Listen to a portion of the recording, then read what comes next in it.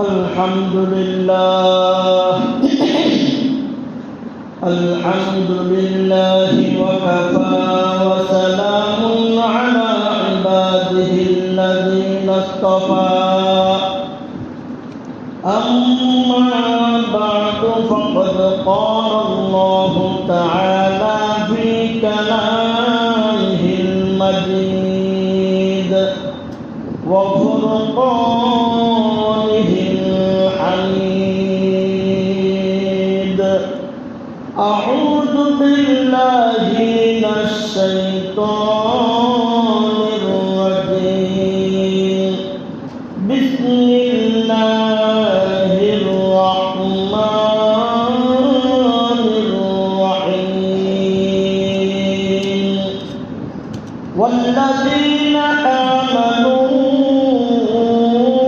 أشد حبا لله وقال رسول الله صلى الله عليه وسلم إن الله تعالى يغار وغيرة الله تعالى أن يأتي المرء ما حرم الله عليه بارك الله لنا ولكم بالقرآن العظيم ونفعنا وإياكم بالآيات والذكر الحكيم درس القرآن اللهم صل على محمد وعلى آل محمد كما صليت على إبراهيم وعلى آل إبراهيم إنك حميد مجيد اللهم بارك على محمد وعلى آل محمد كما باركت على إبراهيم وعلى آل إبراهيم إنك حميد مجيد محترم حاضرین মহান আল্লাহ রব্বুল আলামিনের দরবারে অসংখ্য শুকরিয়া তিনি আমাদেরকে অত্যন্ত দয়া করে আজকে জুমার দিনে জুমার নামাজ আদায় করার পাশাপাশি কিছু দিন আলোচনা করার জন্য শোনার জন্য পৃথিবীর সর্বশ্রেষ্ঠ স্থান মসজিদে আসার এবং বসার তৌফিক দান করেছেন। এজন্য দিল থেকে কালিমাটা শুকর আদায় করি, বলি আলহামদুলিল্লাহ। পরকালীন জীবনে মানুষের মুক্তির একমাত্র চাবিকাঠি হলো ঈমান। পরকালীন জীবনে মানুষের মুক্তির একমাত্র চাবিকাঠি কি? ঈমান। ঈমানবিহীন কোন ব্যক্তি যদি নবীও বাবা হয়, নবীর ছেলে হয়, এমনকি নবীর স্ত্রীও যদি হয়, তাহলে তার নাজাতের মাপের কোনো রাস্তা আছে? কি বলেন? কোনো রাস্তা নাই।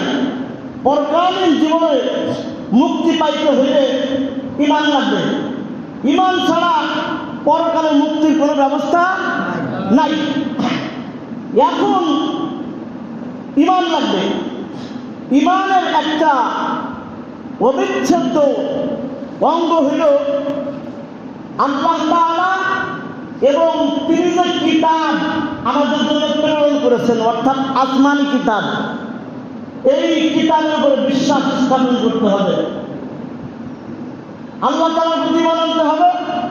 আরো আছে আরেকটা হলো আল্লাহ তাআলা যে আসমানি কিতাব প্রেরণ করেছেন, এই কিতাবের প্রতিও বিশ্বাস রাখতে হবে। এটা ঈমানের একটা অবিচ্ছেদ্য অঙ্গ। অবিচ্ছেদ্য অঙ্গ বলতে বোঝায় যে অঙ্গ বিচ্ছেদ করা যায় না। যেমন মনে করেন একটা মানুষের পা নাই, কি বলেন, তারপরে তার মানুষ বলা হবে, ঠিক না? হাত নাই, তারপরে তাহলে কি বলা হবে? মানুষ বলা হবে। চোখ নাই, তারপর তাকে কি বলা হবে? মানুষ বলা হবে। কান নাই, মানে মনে করেন যে তারা মানুষ বলা হবে। কিন্তু কোনো মানুষের মাথা নাই, কোনো মানুষের মাথা নাই, তারা কি আর মানুষ বলবে? কেউ কি বলেন? তারা বলবে মানুষের লাশ। যেমন মানব দেহ থেকে মাথা বিচ্ছেদ করলে, মাথা কেটে ফেললে মানব দেহ আর মানব দেহ থাকে না, মানব দেহের লাশ হয়ে যায়।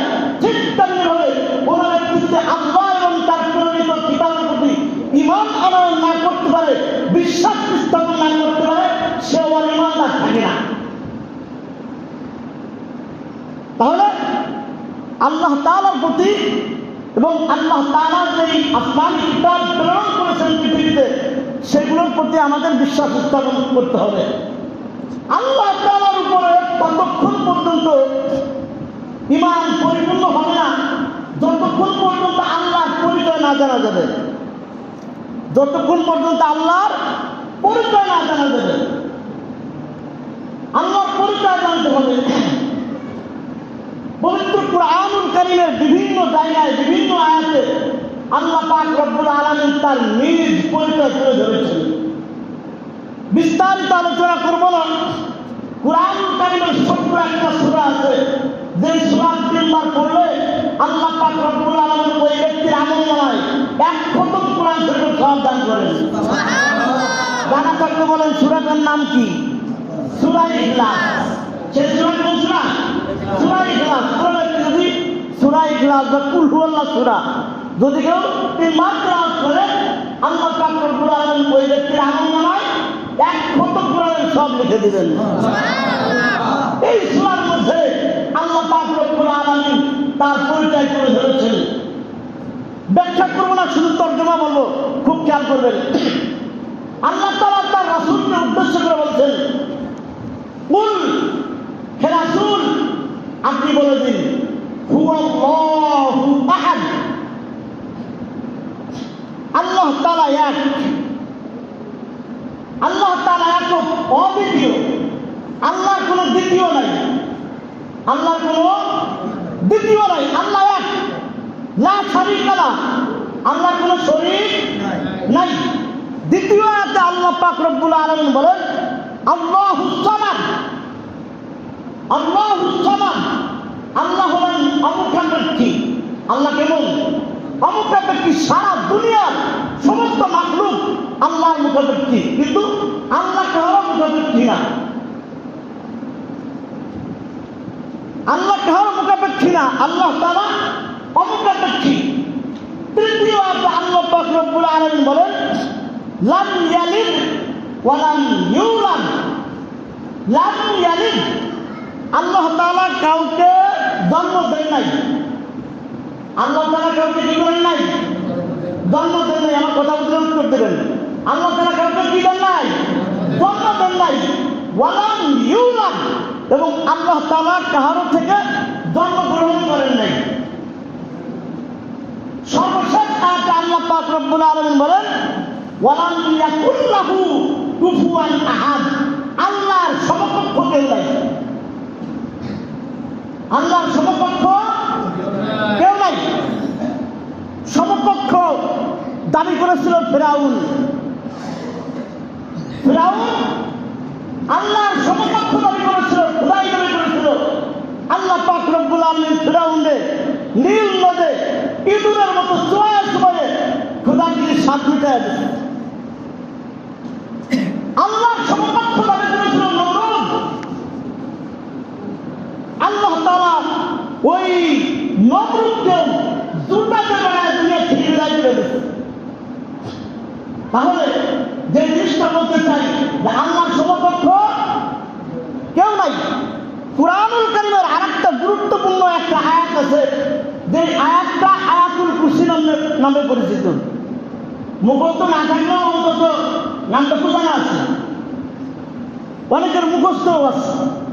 আয়াতুল কুরসি খুবই গুরুত্বপূর্ণ একটা আয়াত। কোন ব্যক্তি যদি ৫ ওয়াক্ত নামাজের পরে এই আয়াতুল কুরসি তেলাওয়াত করে, হাদিস শরীফের মধ্যে আসছে ওই ব্যক্তির মধ্যে আর জান্নাতের মধ্যে ব্যবধান শুধুমাত্র মৌত। ব্যবধান কি? মউত। তার মানে হলো যে ব্যক্তি এই আমল করবে সে মৃত্যুর সাথে সাথে আল্লাহ পাক রব্বুল আলামিন তাকে জান্নাত দিয়ে দিবেন। এই আয়াতুল কুরসির মধ্যে আল্লাহ পাক রব্বুল আলামিন নিজ পরিচয় তুলে ধরেছেন। খেয়াল করুন, আল্লাহ তাআলা বলেন আল্লাহ, আল্লাহ হলেন তিনি, লা ইলাহা ইল্লাহু, লা ইলাহা ইল্লাহু, যিনি ছাড়া কোনো ইলাহ নাই, যিনি ছাড়া কোনো মাহবুদ নাই। মাহবুদ মানে কি? ইবাদতের যোগ্য, ইবাদতের যোগ্য, ইবাদত পাওয়ার যোগ্য আল্লাহ ছাড়া কেউ আছে? কি বলেন? লা ইলাহা ইল্লাহু, তিনি ছাড়া কোনো ইলাহ নাই, তিনি ছাড়া কোনো মাহবুদ নাই। আল হাই, আল হাই, তিনি হলেন চিরঞ্জীব। আল্লাহ তাআলা কি? চিরঞ্জীব। আগেও ছিলেন, এখনো আছেন, ভবিষ্যতেও থাকবেন। আল হাইয়ুল কাইয়্যুম, কাইয়্যুম, সমস্ত সৃষ্টির নিয়ন্ত্রক, সমস্ত সৃষ্টির নিয়ন্ত্রক। গোটা পৃথিবীতে যত সৃষ্টি আছে নিয়ন্ত্রণ কে করে? প্রতিদিন পূর্ব দিকে সূর্য কে উঠায়, পশ্চিমে কে ডুবায়। আবার একদিন আসবে যেদিন কিয়ামত সংগঠিত হবে, সেদিন আর পূর্ব দিক দিয়ে উঠবে না, পশ্চিম দিক দিয়ে উঠবে। সেদিনও পশ্চিম দিক দিয়ে কে উঠাবে? আল্লাহ তাআলা উঠাবে। আল হাইয়ুল কাইয়্যুম, সমস্ত সৃষ্টির নিয়ন্ত্রক আল্লাহ তাআলা। এরপরে বলেন লা তাখুযুহু সিনাতুন ওয়ালা নাওম, আল্লাহ তাআলা হলেন এমন এক সত্তা যার কোনদিন তন্দ্রা ভাব, মানে সুজা বাংলায় ঝিমানি, ঘুমের আগে একটা ঝিম আছে না? আল্লাহ তাআলা হলেন এমন এক সত্তা লা তাখুযুহু সিনাতুন ওয়ালা নাওম, তাকে তন্দ্রা ভাব এবং ঘুম কখনো স্পর্শ করতে পারে না। আল্লাহর ঝিমানিও নাই, ঘুমও নাই। বলবেন হুজুর কেন? এই কেনর জবাবে মুফাসসিরিনে কেরাম বিভিন্ন জবাব দিয়েছেন। এক নম্বর জবাব হলো আল্লাহ তাআলার কেন ঘুম নাই, আল্লাহ তাআলা কেন ঘুমান না। এর এক নম্বর জবাব হলো ঘুমটা হলো মৃত্যুর সমকক্ষ। ঘুমটা কিসের সমকক্ষ? মৃত্যুর সমকক্ষ। আর আল্লাহ তাআলা, আগেই বললাম, আল্লাহ তাআলা হলেন চিরঞ্জীব, আল্লাহর কোনো মৃত্যু নাই, এজন্য আল্লাহ তাআলার কোনো ঘুমও নাই। দুই নম্বর জবাব দিয়েছেন মুফাসসিরিনে কেরাম যে মানুষের ঘুম কখন আসে? মানুষ যখন কাজ করতে করতে ক্লান্ত হয়ে যায় তখন মানুষের ঘুম আসে। আল্লাহ তাআলা মানুষকে ঘুমানোর জন্য রাত্রি দান করছেন। সারাদিন আমরা কাজবাজ করি, কি বলেন? কাজবাজ করতে করতে এক সময় আমাদের দেহে ক্লান্তি চলে আসে। আল্লাহ তাআলা রাত্রি দান করেছেন, ও বান্দা সারাদিন তুমি কাজ করবা, কাজ করার পরে তোমার দেহের ভিতরে ক্লান্তি চলে আসবে, রাত্রি দান করছি, তুমি ঘুমাবা, সকালবেলা ঘুমার থেকে উঠবা, তোমার শরীর থেকে সমস্ত ক্লান্তি দূরীভূত হয়ে যাবে। মানুষ কাজ করতে করতে ক্লান্ত হয়ে যায়, এজন্য মানুষের ঘুম আছে। কিন্তু আল্লাহ পাক রব্বুল আলামিন এমন এক সত্তা যার কোনো ক্লান্তি নাই, এজন্য আমার কোনো ঘুমও নেই। বুঝে আসছে কথা? তিন নম্বর কারণ আল্লাহর কেন ঘুম নাই, আরেকটা কারণ হলো বান্দার প্রতি আল্লাহর দয়া। বান্দার প্রতি আল্লাহর দয়া, দয়ার কারণে, বান্দার প্রতি আল্লাহর দয়ার কারণে আল্লাহ ঘুমায় না। মনে করেন আপনি বিপদে পড়ছেন, বিপদে পড়ে একজন মানুষের কাছে গেছেন, গভীর রজনীতে যান, দেখেন তো সে তো নাক টেনে ঘুমাইতেছে। এখন আল্লাহ তাআলা যদি এমন হইতেন, ওনার যদি ঘুম থাকতো, জীবনী থাকতো, আপনি বিপদে পড়ে চেষ্টা করতেছেন, আপনার ডাক শুনে কে? বান্দা বিপদে পড়ে যদি আল্লাহকে ডাক দেয়, আল্লাহ যাতে তার ডাকে সাথে সাথে জবাব দিতে পারেন, এই জন্য আল্লাহর কোনো ঘুম নাই। বান্দার প্রতি আল্লাহ তাআলার দয়ার কারণে আল্লাহ তাআলা ঘুমায় না। লা তাখুযুহু সিনাতুন ওয়ালা নাওম। এরপরে আল্লাহ তাআলা বলেন লাহু মা ফিস সামাওয়াতি ওয়া মা ফিল আরদ। আসমান সমূহ, তার মানে আরো অনেক আসমান আছে, আসমান সমূহ এবং জমিন এর মধ্যবর্তী যা কিছু আছে সব আল্লাহর জন্য, সব কিছুর মালিকানা কার কাছে? সব কিছুর মালিকানা আল্লাহর কাছে। আসমানে এবং জমিনে যা কিছু আছে সব কিছুর রাজত্ব, সব কিছুর মালিকানা কার কাছে? আল্লাহর কাছে। এরপরে আল্লাহ তাআলা বলেন, মান যাল্লাযী ইয়াশফাউ ইনদাহু ইল্লা বিইজনিহি, তিনি ছাড়া আর কে আছে যে তার কাছে তার অনুমতি ছাড়া সুপারিশ করবে? আল্লাহর অনুমতি ছাড়া আল্লাহর কাছে কেউ কোনো সুপারিশ করতে পারবে না। মান যাল্লাযী ইয়াশফাউ ইনদাহু ইল্লা বিইজনিহি। এরপর আল্লাহ তাআলা বলেন, ইয়ালামু মা বাইনা আইদিহিম ওয়া মা খালফাহুম, মানুষের আগে পরে, আগে কি আছে পরে কি ঘটবে সব কে জানেন?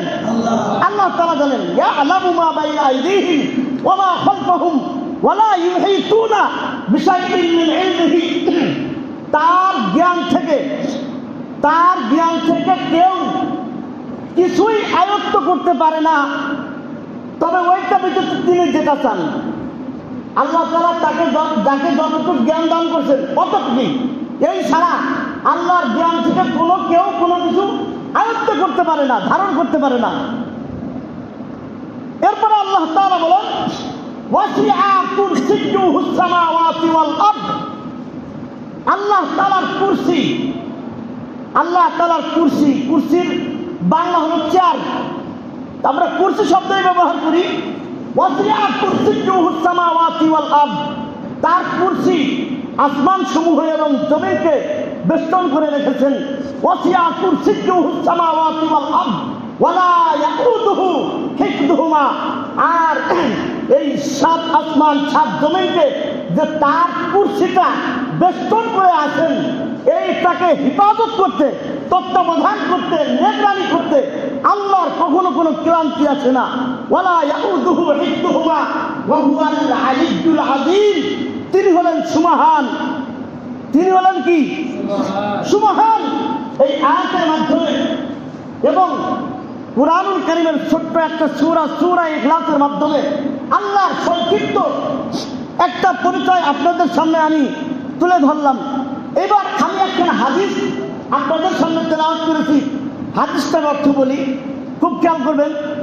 আল্লাহ তাআলা বলেন, ইন্নাল্লাহ তাআলা ইয়াগল, আল্লাহ তাআলা আত্মমর্যাদাশীল, আত্মমর্যাদাবান। প্রত্যেকের নিজস্ব একটা মর্যাদা আছে না নাই? কি বলেন? আল্লাহ তাআলারও একটা আত্মমর্যাদা আছে।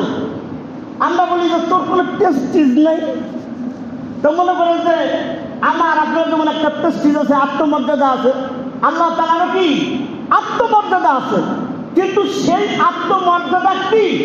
আল্লাহ তাআলা এই হাদিসের পরমাংশে বলছেন, ওয়াগাইরাতুল্লাহি তাআলা, আর আল্লাহ তাআলার গায়রত, আল্লাহ তাআলার আত্মমর্যাদা হলো সেটা আইয়াতিয়াল মারউ মা হারামাল্লাহু আলাইহি, মানুষ ওই কাজে লিপ্ত হয়ে যাওয়া যেই কাজ মানুষের উপর মহান আল্লাহ তাআলা হারাম করে দিয়েছেন। আল্লাহ কর্তৃক নিষিদ্ধ কাজে অংশগ্রহণ করা, এটাই আত্মমর্যাদা। আপনি মনে করেন আপনার ছেলেকে, আপনার মেয়েকে ছোটবেলা লালন পালন করছেন, বড় হওয়ার পরে শিক্ষা দীক্ষা দিচ্ছেন, লেখাপড়া করতেছে, আপনার মনে পড়ে একটা স্বপ্ন যে মেয়ের বা ছেলের লেখাপড়া যখন শেষ হবে, ভালো একটা ছেলে দেখে, ভালো একটা ফ্যামিলিতে আমি আমার মেয়েকে বিবাহ দিব, এরকম একটা নিয়ে প্রত্যেক বাবারই থাকে নাকি, থাকে কিনা? কি বলেন? থাকে। এখন মনে করেন খুদা না খাস্তা, আল্লাহ না করে বোঝানোর জন্য বলতেছি, মনে করেন আপনার মেয়ে কলেজ থেকেই আপনার অনুমতি ছাড়া আরেকজনের সাথে ভাগলপুর, বুঝছেন জিনিসটা? তখন খারাপ লাগে কিনা? কি বলেন? তখন এই বাবা তার মেয়েকে সম্বোধন করে বলতে থাকে, তোরে লেখাপড়া শিখাইলাম, তোকে লালন পালন করলাম, তোকে নিয়ে এত স্বপ্ন দেখলাম, আর তুই কিভাবে তোর মা বাবার মুখে চুলকালি মেরে তুই আরেকজনের সাথে আমাদেরকে না বলে চলে গেলি? কি বলেন? এরকম বাবারা বলে কিনা? এটা তো সাধারণ দুনিয়ার বিষয়, সন্তান আর বাবার বিষয়। আল্লাহ তাআলা আমাদের সব কিছুর ব্যবস্থা করতেছেন এবং করবেন। আমরা যখন আল্লাহ তাআলার নিষিদ্ধ কাজে লিপ্ত হয়ে যাই, তখন আল্লাহ তাআলার আত্মমর্যাদায় লাগে। আল্লাহ তাআলা বলতে থাকেন, বান্দা তোর জন্য আমি এত ব্যবস্থা করলাম, এত সব কিছু করলাম, আপনি কিভাবে আমার নাফরমানি করলি? তুই কিভাবে আমার নাফরমানি করলি? আল্লাহ তাআলা বলতে থাকে। এজন্য আমি যে আয়াতে কারিমা আপনাদের সামনে আমি তিলাওয়াত করেছি, আল্লাহ পাক রব্বুল আলামিন এই আয়াতে বলছেন, ওয়াল্লাযীনা আমানু আশাদ্দু হুব্বান লিল্লাহ, যারা ঈমানদার।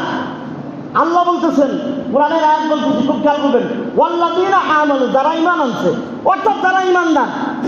আশাদ্দু হুব্বান লিল্লাহ, ঈমানদারদের কাছে আল্লাহ তাআলাই সর্বাধিক প্রিয়, সবার চাইতে বেশি কে প্রিয়? কি বলেন? আল্লাহ তাআলা। আল্লাহ তাআলা এই দাবিটা করছে ঈমানদারদের কাছে। আমি যেমন বলি, আমার অমুক ছাত্র বা আমার ছাত্ররা, আমি মনে করি আমাকে খুব মহব্বত করে ভালোবাসে, আমার একটা দাবি। এখন মনে করেন যে যদি ব্যতিক্রম হয় খারাপ লাগবে কিনা? তা আল্লাহ তাআলা বলতেছেন, ওয়াল্লাযীনা আমানু আশাদ্দু হুব্বান লিল্লাহ, যারা ঈমানদার, যারা ঈমান আনয়ন করছে, তাদের কাছে আমি আল্লাহ সর্বাধিক প্রিয়। যেহেতু মহান আল্লাহ পাক রব্বুল আলামিন আমাদের সকলের কাছে সবচাইতে বেশি প্রিয়, অতএব আমরা যেই দেশে বসবাস করতেছি, এই দেশের কোনো বাউল নামের ফাউল আল্লাহর বিরুদ্ধে কটূক্তি করবে, কুরআনুল কারীমের বিরুদ্ধে কটূক্তি করবে, এই জিনিস মুসলমানরা কোনোদিন বরদাস্ত করতে পারবে না।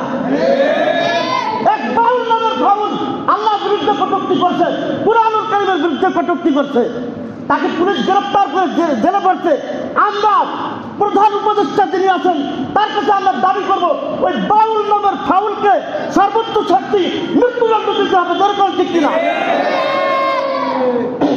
আল্লাহর মর্যাদা রক্ষা করার জন্য, কুরআনের মর্যাদা রক্ষা করার জন্য, রাসূলের মর্যাদা রক্ষা করার জন্য যদি জিহাদের ময়দানে নামতে হয়, তাহলে কাপড়ের কাপড় মাথায় বেঁধে জিহাদের ময়দানে নামার জন্য কারা কারা প্রস্তুত আছে? হাত তুলে দেখা যায়।